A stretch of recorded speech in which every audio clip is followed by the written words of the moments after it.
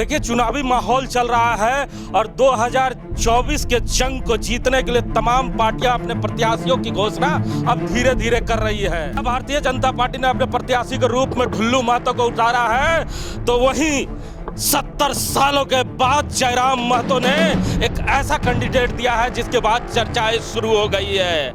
आखिर कांग्रेस पार्टी क्यों नहीं प्रत्याशी की घोषणा कर रही है, इस पे भी चर्चा चल रही है। हम इस समय चंदन क्यारी विधानसभा में पहुंचे हैं, जहां पर 22 मुस्लिम वेलफेयर कमेटी के द्वारा ईद मिलन का कार्यक्रम किया गया है।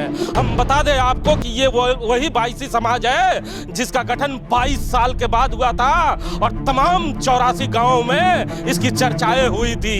लेकिन इसी 22 समाज पे तो तमाम लोगों की इस बार नजर है कि आखिर ये समाज क्या फैसला करेगा, क्योंकि कहा जाता है कि 70 सालों से यह समाज एक पार्टी को वोट देता है और उस पार्टी का इंतजार कर रहा है। लेकिन इस बार दो नई बातें हुई है कि पहली बार यहाँ के स्थानीय लोगों को मौका मिला है और भारतीय जनता पार्टी ने एक स्थानीय प्रत्याशी बनाया है। वहीं जयराम महतो ने मुस्लिम कैंडिडेट देकर तापमान और बढ़ाया है। तो सबसे पहले हमारे साथ प्रोफेसर ऐनुल अंसारी साहब हैं, जो अध्यक्ष हैं इसके, इनसे ही जानते हैं। सर, पॉलिटिकल माहौल भी चल रहा है, आपने तो सवैया खिला दी लोगों को, तो इस मिठास, जो सवैया में जो मिठास थी, वो मिठास क्या था, क्या सुना के भेजा है लोगों को?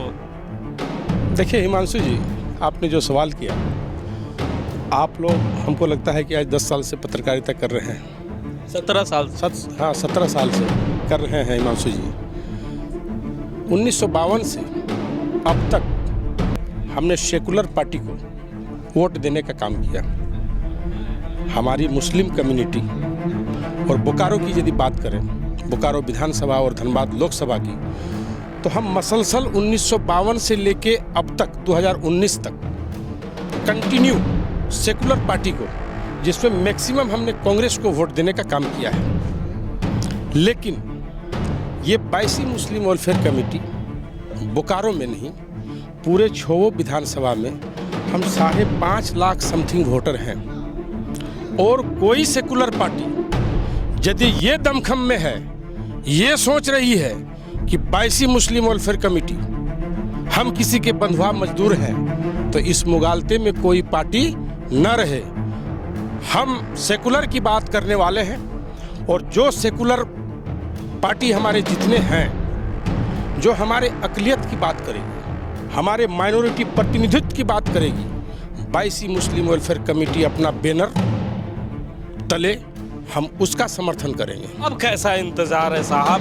अब तो जयराम महतो ने अपने पार्टी से एक कैंडिडेट भी दे दिया है। सेकुलर नहीं, आपके कौम का ही लड़का को दिया है, नौजवान को दिया है, पढ़ा लिखा नौजवान दिया है, तेज तरार लड़के को दिया। तो अब क्या इंतजार कर रहे हैं? नहीं, देखिए बात ऐसा है कि आप किसी को टिकट दे देने से, आप उसकी भागीदारी नहीं दे रहे। भागीदारी सुनिश्चित करनी होगी हमारी अक़लियत का, हमारी माइनॉरिटी का, चाहे वो धनबाद लोकसभा हो, चाहे गिरिडीह लोकसभा हो, चाहे बोकारो। तो हम लोग धनबाद लोकसभा में आते हैं, जब विधानसभा की बात होगी तब भी हम यही बात रखेंगे। हमारी जो प्रतिनिधित्व होगी, हम बोकारो के 22 हैं। बोकारो मुस्लिम वेलफेयर कमेटी 84 गांव, 1,35,000 वोटर सिमट के हम चलते हैं हिमांशु जी। हम धनबाद लोकसभा से अपनी प्रतिनिधित्व का बात करेंगे कि आप हमसे हमारी प्रतिनिधित्व का बात करिए, जो सेकुलर पार्टी हमारे कंधे से कंधे पर मिला के चलेगी। अच्छा सुनिए, अध्यक्ष जी तो पूरे जोशो खरोश में नजर आ रहे हैं, तमाम लोग और हैं। क्या लगता है इस बार अभी कांग्रेस पार्टी ने उम्मीदवार नहीं दिया है, भारतीय जनता पार्टी ने उम्मीदवार दे दिया है, क्या लगता है आप लोगों को इस बार 22 किधर जाएगी? ये 22 किधर जाएगी इसका ठिका नहीं है। सब आज तक समझदार हैं, सब अपने अपने ओहदेदारान हैं, समझ करके देश की स्थिति को देखते हुए फिर इसकी नैया जहाँ चाहेगी, जहाँ किनारा लगेगी, 22 वहीं जाएगी। तो देश का किनारा इस बार किधर लगेगा? जमील भाई भी आ गए हैं। जमील भाई, कांग्रेस पार्टी से आप हैं, अध्यक्ष जी बड़े जोश खरोश के साथ कह रहे हैं कि 6 विधानसभा है, भागीदारी चाहिए। भागीदारी तो आपको मिलती नहीं, झंडा ढोने देते वक्त बीत गया। अभी हमारे प्रत्याशी की घोषणा नहीं हुई है, लेकिन जो भी होगा बेहतर होगा और निश्चित धनबाद लोकसभा में हमारी जीत होगी।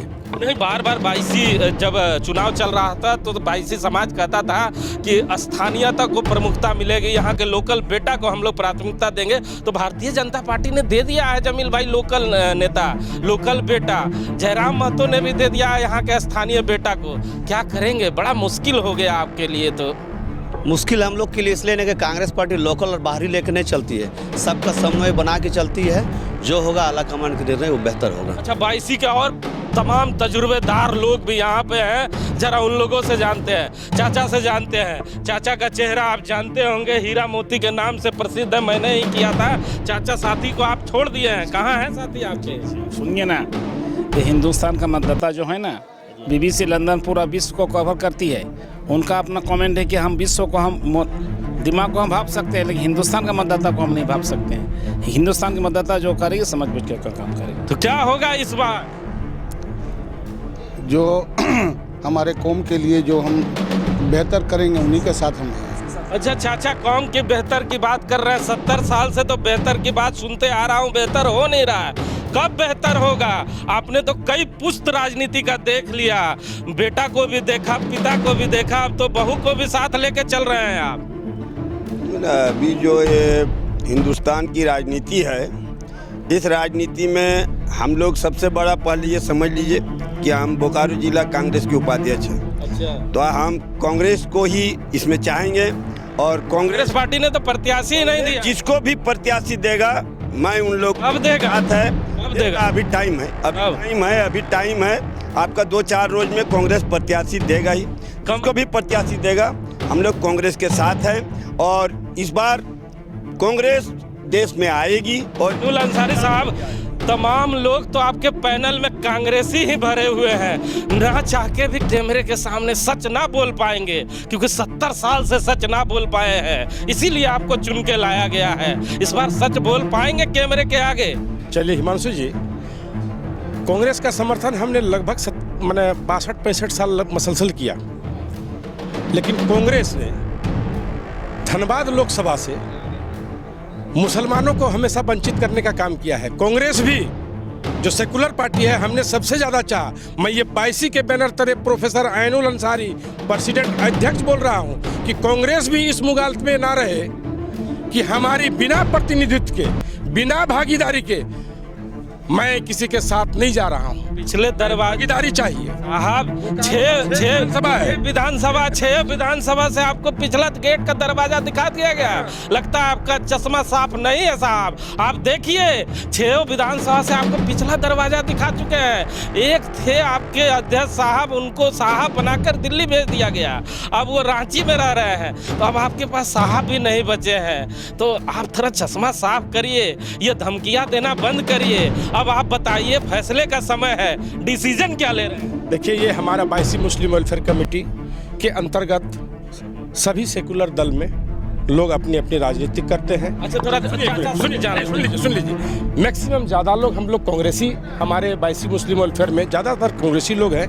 कांग्रेस विचार करे कि हमने आपका साथ बहुत दिन दिया, हमारी भागीदारी बोकारो विधानसभा में, धनबाद लोकसभा के जो हमारे प्रत्याशी होंगे वो हमारी भागीदारी सुनिश्चित करें।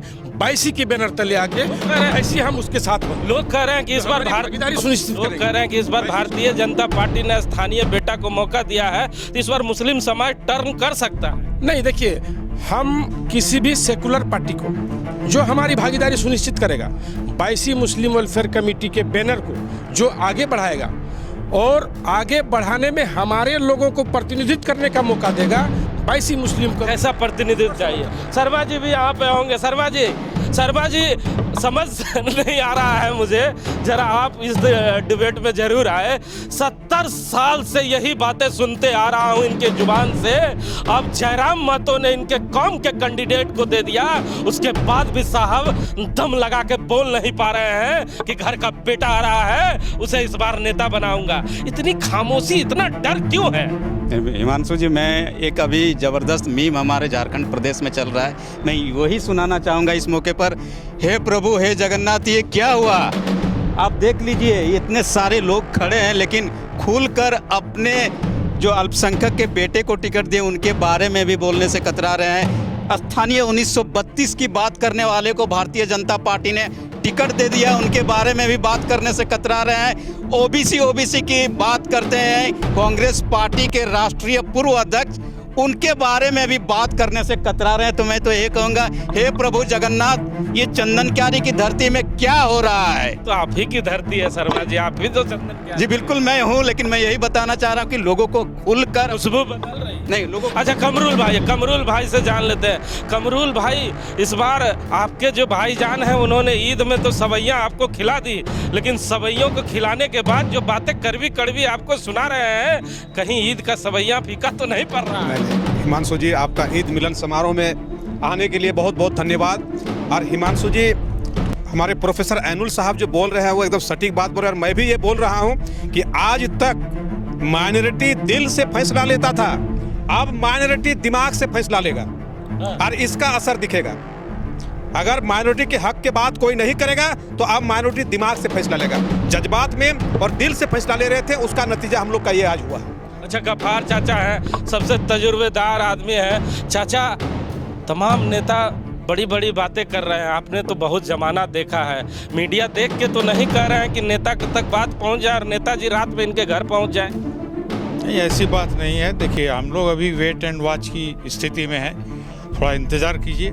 उतनी जल्दीबाजी नहीं है, जल्दीबाजी का फैसला कभी अच्छा नहीं हुआ है। 15 साल से हड़बड़ी नहीं मचाने के चलते 3 बार से कांग्रेस पार्टी यहाँ से हारते जा रही है। सुना था कि जो व्यक्ति हार जाता है चुनाव या पढ़ने में कमजोर होता है तो माता पिता यही लोग कहा करते हैं, बेटा 12 घंटा के जगह 24 घंटा मेहनत करो तो अगले बार फर्स्ट डिवीजन पास कर जाओगे। काश यही सलाह अपने पार्टी को भी दिया रहता तो पार्टी आज प्रत्याशी दे देती, प्रत्याशी खोजने की जरूरत नहीं पड़ती। दर दर भटक रहे हैं, प्रत्याशी मिल नहीं रहा है, क्योंकि 5 सालों तक घरों में आराम कर कर इन कौम के भरोसे चलने वाले राजनीतिक पार्टियों को अब सोच लेना चाहिए कि ये भी अब जाग गए हैं, इनके भी जमीर जाग गए हैं। और जयराम महतो और भारतीय जनता पार्टी ने जो कार्ड खेला है, उसके बाद धनबाद लोकसभा में कुछ भी नया हो सकता है। तो बहुत सारे और लोग हैं, उनसे छोटी छोटी बातें कर लेते हैं। भैया, आपको क्या लगता है, बदलाव होगा? जरूर बदलाव होगा। 15 साल में जो नहीं हुआ है, इस बार जरूर बदलाव होगा। आदमी जाग गया है और जरूर इस बार बदलाव होगा। जब बदलाव होगा तो जमील भाई का क्या होगा?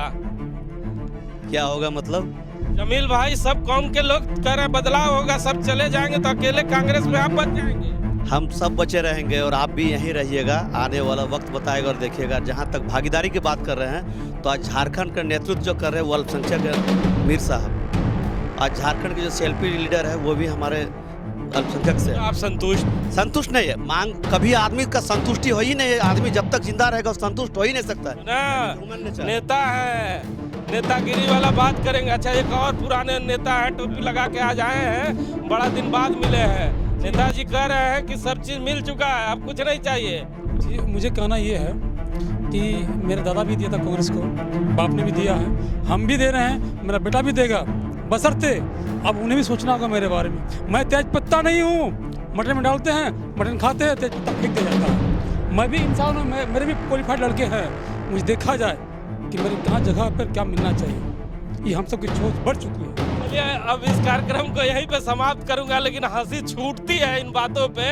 शर्मा जी अगर सामने है तो तेरा कैमरे में आ जाए। भाई ने अच्छी बात कहा कि मेरे दादा ने दिया, मेरे पिता ने दिया, मैंने दिया, अब मेरे बेटे भी देंगे, लेकिन हम तेज पत्ता नहीं हैं। तो साहब को मैं बता दूं कि ये वही जिला है जहां आपने उसके पिता को दिया, इसी जिला में उसके बेटे को दिया, इसी जिला में आपने उसकी बहू को दिया, और आने वाले समय में इतिहास कहता है कि आप उसके नाती पोतों को भी देंगे।